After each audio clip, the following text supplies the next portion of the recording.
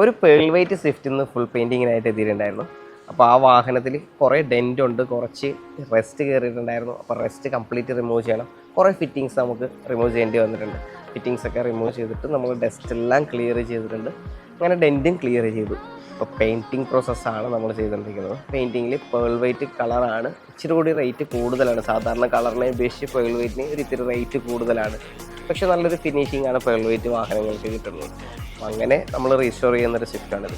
അപ്പോൾ ഈ സ്വിഫ്റ്റിൻ്റെ ബോണറ്റൊക്കെ നമ്മൾ അഴിച്ചു വെച്ചിട്ടാണ് പോളിഷ് ചെയ്തുകൊണ്ടിരിക്കുന്നത്. വേറൊന്നും കൊണ്ടല്ല, അത്ര നമുക്ക് മൈന്യൂട്ടായിട്ടുള്ള ഓരോരോ ഏരിയ ശ്രദ്ധിക്കാൻ പറ്റും. അപ്പോൾ അവിടെയുള്ള സ്യൂൽ മാർക്സ് അല്ലെങ്കിൽ ഡസ്റ്റ് എല്ലാം കംപ്ലീറ്റ് റിമൂവ് ചെയ്യാൻ വേണ്ടിയിട്ട് നമുക്ക് വളരെ ഹെൽപ്ഫുള്ളാണ് ഇങ്ങനെ റിമൂവ് ചെയ്തിട്ട് വയ്ക്കുന്നത്.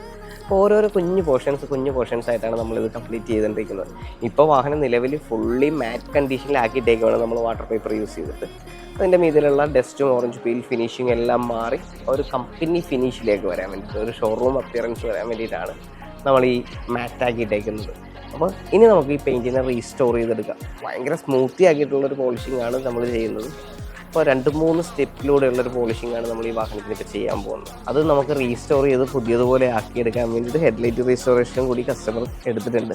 അപ്പോൾ നമുക്ക് ഈ ഹെഡ്ലൈറ്റും കൂടി പുതിയതുപോലെ ആക്കി വേണം ഇതുമേൽ ഫിക്സ് ചെയ്യാൻ വേണ്ടിയിട്ട്.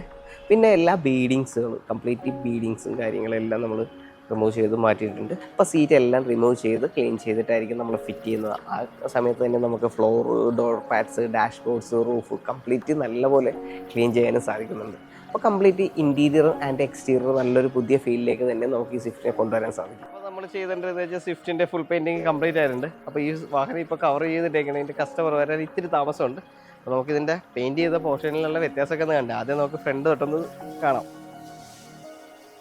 ഗ്രില്ലിൽ ചേഞ്ച് ഉണ്ട്. അതേപോലെ തന്നെ ഹെഡ്ലൈറ്റ് പുതിയ നമ്പർ പ്ലേറ്റൊക്കെ ഫിക്സിങ് ഉണ്ട്. ഫുള്ള് മാറ്റ് ബ്ലാക്ക് എല്ലാം ഫിനിഷിങ്ങോടുകൂടിയാണ് നമ്മൾ ചെയ്തേക്കുന്നത്.